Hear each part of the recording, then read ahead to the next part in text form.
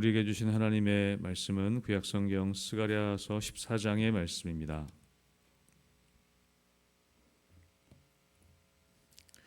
스가랴 14장 9절에서 15절까지의 말씀입니다.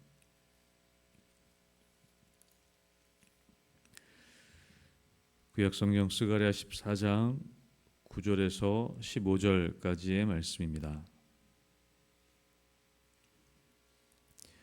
스가랴 14장 9절에서 15절까지의 말씀 저와 한 절씩 나눠서 읽도록 하겠습니다. 제가 먼저 읽겠습니다.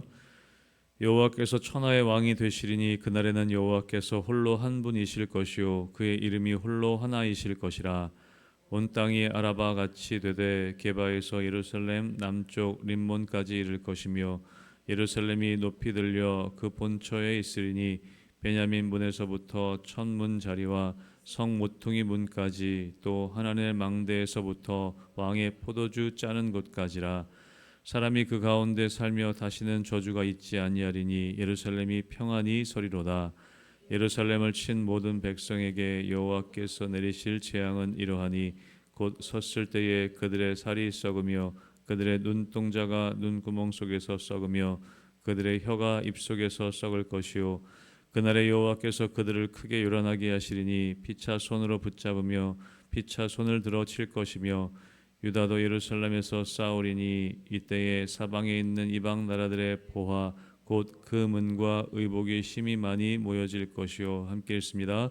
또 말과 노새와 낙타와 나귀와 그 진에 있는 모든 가축에게 미칠 재앙도 그 재앙과 같으리라. 아멘. 스가랴서 14장 우리 마지막 장의 말씀을 함께 나누고 있습니다. 이 마지막 장에서 하나님께서는 예루살렘의 구원, 예루살렘의 마지막 날의 회복에 대해서 말씀하고 계십니다. 우리 어제 읽었던 14장 앞부분에서는 여호와의 날, 그 날에 대한 예언을 계속해서 하고 계십니다. 어제 본문에서 우리 보았던 것처럼 그날에 여호와의 날에 예루살렘이 이방 민족들에게 침략을 당하게 될 것이고 그리고 그 침략을 통해 하나님의 심판이 예루살렘에게 임하게 될 것이다 라고 말씀하셨습니다. 그러나 남은 자들이 있을 것이고 그 남은 자들을 통해 하나님이 다시 회복시키실 것을 말씀하십니다. 그 이방 민족의 침략 가운데 하나님이 다시 그 전쟁에 개입하셔서 그 예루살렘을 이스라엘을 과도하게 압제하는 이방 민족들을 오히려 다시 심판하게 될 것이라고 말씀하고 있습니다. 그래서 다시 예루살렘의 회복, 그 예루살렘 가운데 빛이 임하고 예루살렘으로부터 생수가 다시 흘러나오게 될 것이다. 예루살렘으로부터 하나님의 복음의 빛이 임하고 그 생명수의 강이 예루살렘으로부터 흘러나오게 될 것이다. 하나님의 백성으로부터 그 생명수의 강이 흘러나오게 될 것이라는 예언의 말씀을 어제까지 말씀해 주셨습니다. 그리고 그 이후의 일들을 하나님께서 오늘 스가랴 선지자를 통해서 말씀하고 계십니다. 우리 9절의 말씀 여러분 같이 한번 읽어보도록 하겠습니다. 9절입니다. 시작. 여호와께서 천하의 왕이 되시리니 그날에는 여호와께서 홀로 한 분이실 것이요 그의 이름이 홀로 하나이실 것이라. 아멘. 하나님의 구원의 역사가 마침내 완성되는 장면이 오늘 나타나고 있습니다. 하나님께서는 그날이 되면 그 마지막 날에 하나님께서는 예루살렘의 왕이 되실 뿐만 아니라 온 민족의, 온 세상의 모든 민족을 다스리시는 천하의 왕이 되실 것이다 라고 그렇게 선포하고 계십니다. 하나님께서는 이스라엘의 하나님이실 뿐만 아니라 온 세상의 하나님, 온 세상의 왕으로 임하실 것이다 라고 그렇게 선포하고 있는 것이죠. 여러분, 이 세상을 향한 하나님의 통치가 완전히 이루어지는 날, 그날에 모든 민족이 하나님을 예배하게 될 것이라고 우리 계시록에서도 이야기하고 있습니다. 그것이 하나님의 말씀하시는 마지막 날의 모습인 것이고 그것이 하나님이 다스리시는 하나님 나라의 모습인 것이죠. 그래서 계시록에서도 모든 민족이 열방 가운데 나와서 어린 양 하나님을 찬양하게 되는 것, 어린 양 우리 예수 그리스도를 찬양하게 되는 것에 대한 묘사가 그려져 있습니다. 그리고 우리가 비전이라고 하는 찬양에서도 그렇게 온 열방이 함께 하나님을 찬양하는 그 모습을 이야기하고 있는 것이죠. 여러분, 마지막 날에는 온 민족이 하나님을 예배하는 것, 마지막 날에 결국 남게 되는 것은 무엇이냐면 하나님을 향한 예배, 그 예배만이 남게 된다라고 성경은 기록하고 있습니다. 그래서 오늘 우리가 함께 예배하는 예배의 모습, 여러분, 이것은 마지막 날에 그려질 마지막 예배에 대한 모습이 우리 예배 가운데 비춰져 있다고 우리가 이야기할 수 있습니다. 그래서 우리가 예배하는 것은 단순히 우리만 예배하는 것이 아니라 이것이 하나님이 그리시는 마지막 비전이라는 것이죠. 하나님의 꿈이라는 것이죠. 우리의 예배가 열방의 예배로 퍼져가는 것. 그래서 우리가 가는 곳에 예배가 없는 곳에 예배가 세워지게 하는 것. 그것이 하나님이 꿈꾸시는 모습이라는 것입니다. 그래서 여러분, 우리가 복음을 전하는 것, 그리고 우리가 선교하는 것, 그 궁극적인 목적은 무엇이냐면 그들로 하여금 예배하게 하는 것, 그들로 하여금 하나님만이 왕 되셔서 하나님만을 예배하게 하는 것, 그것이 선교의 궁극적인 목적이라는 것입니다. 그래서 여러분, 결국에 우리가 비전 트립을 가고 또 전도하고 선교하는 것의 궁극적인 목적은 예배에 있습니다. 예배의 회복에 있다는 것이죠. 그래서 저는 바라기를 우리 성도님들의 모든 가정마다 예배가 회복되시기를 주님의 이름으로 축복합니다. 그것은 하나님이 왕 되실 때에 이루어질 수 있는 일이라고 말씀하고 있습니다. 여러분, 예수님께서는 이 땅에 오셔서 뭐라고 말씀하셨냐면 하나님의 나라가 이미 임하였다라고 말씀하고 있습니다. 우리 물론 완전하게 이 하나님 여호와의 날, 그 마지막 때에 온전히 하나님의 나라가 이루어지겠지만 예수님이 오심으로 이미 이 땅에 하나님의 나라가 임하였다라고 말씀하셨습니다. 하나님께서 온 세상의 왕으로 나타나신다는 예언이 이미 우리를 통해, 예수 믿는 우리를 통해 이루어진다는 것이죠. 그래서 우리가 하나님께서 다스리시는 나라, 우리가 가는 곳마다 우리가 하나님의 말씀대로 살아갈 때 우리가 살아가는 그 자리가 하나님의 나라임을 인정하고 하나님의 말씀대로 살아가는 우리 한 사람 한 사람을 통해서 하나님의 다스리심이, 또 하나님의 왕되심이 드러나게 되는 것이죠. 여러분, 그래서 저는 여러분이 가는 곳마다 하나님의 나라가 이루어지게 되기를 주님의 이름으로 축복합니다. 그래서 하나님께서 그곳의 왕이심을 고백하고 하나님께서 하나님의 말씀대로 우리를 통해 우리가 속한 곳을 다스리실 때 그곳이 하나님의 나라가 되고 또 하나님을 예배하는 공동체가 되는 것이죠. 저는 여러분 한 사람을 한 사람을 통해 하나님의 왕되심이 선포되고 여러분이 가시는 곳마다 하나님이 다스리시는 하나님 나라가 되는 역사가 있게 되기를 다시 한번 주님의 이름으로 축복합니다. 아멘. 우리 10절과 11절에서는 어떤 말씀이 기록되어져 있냐면 예루살렘의 지형이 바뀔 것을 말씀하고 있습니다. 이것은 진짜 이렇게 된다기보다 어떤 의미가 있냐면 10절 중간 부분에 보면 예루살렘이 높이 들리게 될 것이다. 그리고 주변 지역은 낮아지게 될 것이다. 하나님께서 예루살렘을 높여주신다라고 이야기하고 있습니다. 그리고 그 주변은 다 낮아지게 될 것을 말씀하고 있는 것이죠. 하나님의 백성을 높이시고 또 하나님의 성을 높이시는 장면이 기록되어져 있습니다. 그리고 11절에 보면 사람이 그 가운데 살며 다시는 저주가 있지 아니하리니 예루살렘이 평안히 서리로다. 아멘 라고 말씀하고 있습니다. 저는 이 말씀을 읽으면서 교회를 생각하게 되었습니다. 사람이 그 가운데 살고 다시는 저주가 있지 않고 예루살렘이 평안히 서게 될 것이다. 저는 교회 가운데 사람들이 몰려들어서 교회를 통해 하나님 나라가 이루어지고 또 교회를 통해 진정한 이 땅의 평화가 선포되는 것을 꿈꾸게 되는 것을 보게 됩니다. 하나님께서는 그 땅에 다시 저주가 없고 예루살렘에 평화가 임할 것이라고 말씀하고 있습니다. 여러분, 이 평화는 어떤 상황적인 평화만을 이야기하지 않습니다.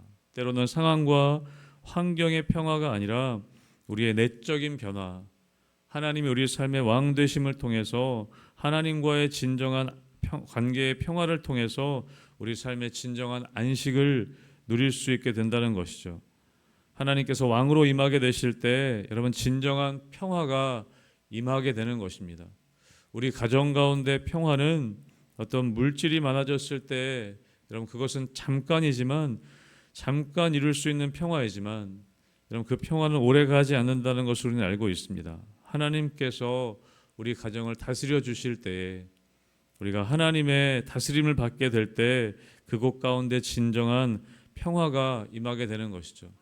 저는 그래서 우리 교회가 이 진정한 평안의 모습, 진정한 평화의 모습을 보여줄 수 있어야 된다고 생각합니다.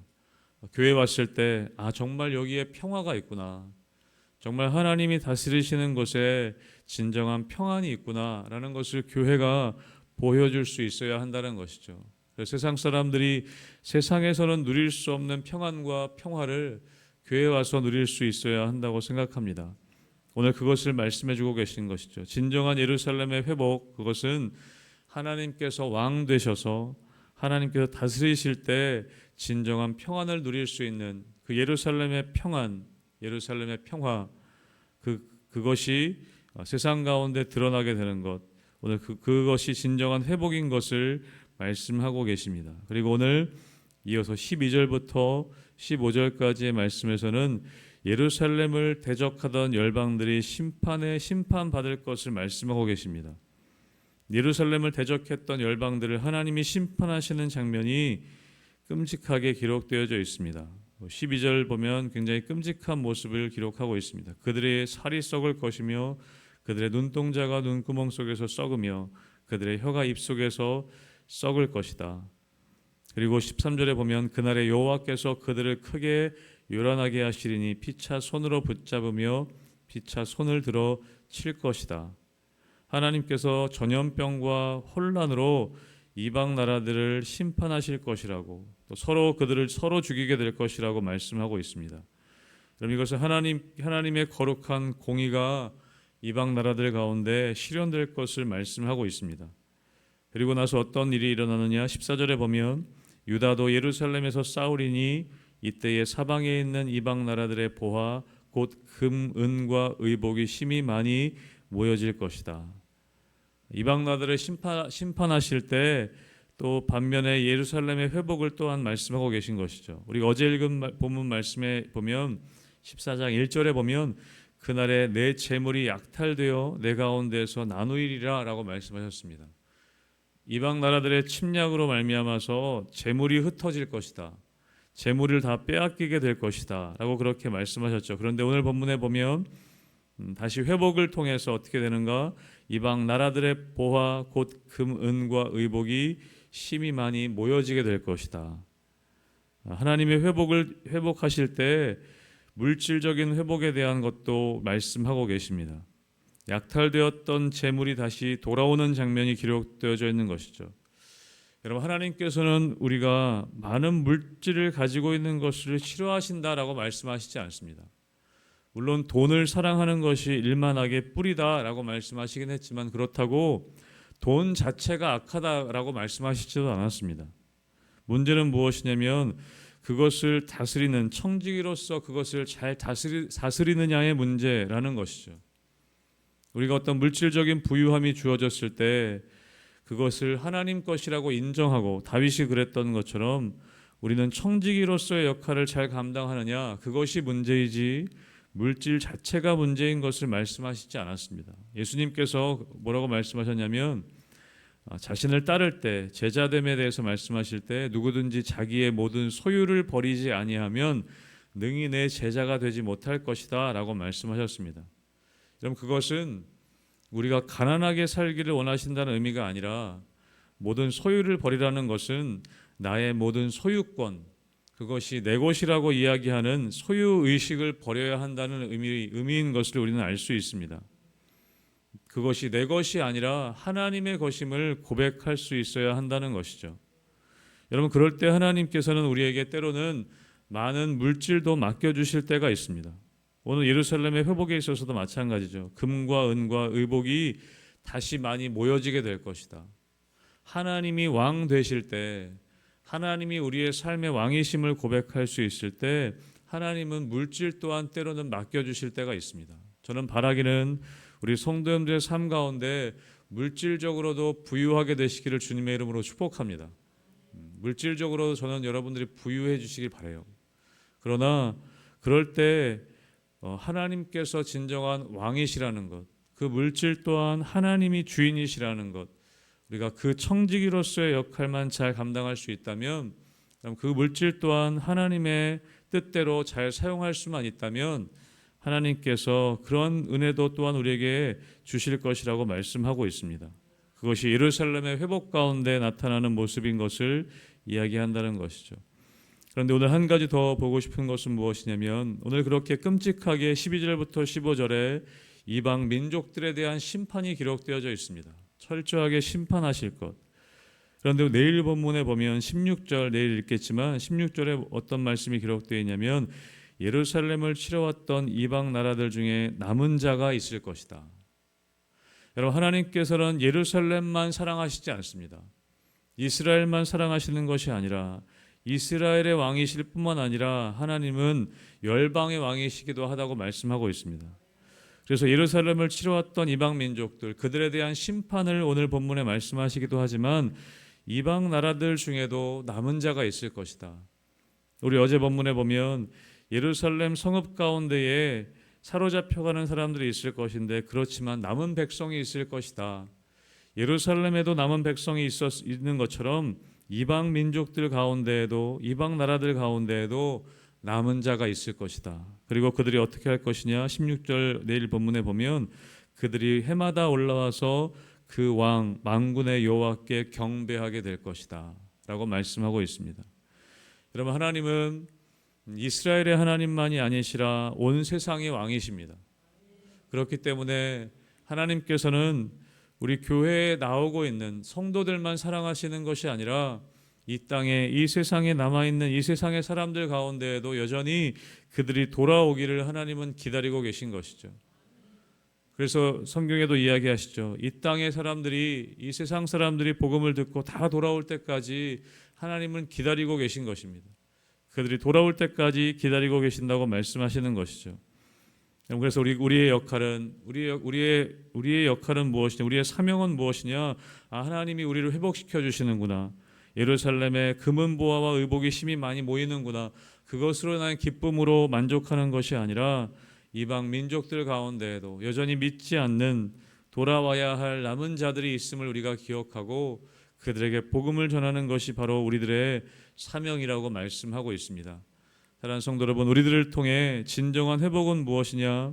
믿지 않는 사람들이 그들도 하나님의 백성임을, 그들도 하나님의 다스림을 받아야 한 사람들임을 우리가 알고, 우리가 끝까지 복음을 전하여서 우리 온 나라가, 온 민족이 하나님의 다스림 가운데 있을 수 있도록 우리가 복음을 전해야 하는 귀한 사명이 우리 가운데 있음을 믿고, 우리가 끝까지 복음 전하는 우리 성도님들과 우리 교회 되기를 주님의 이름으로 축복합니다.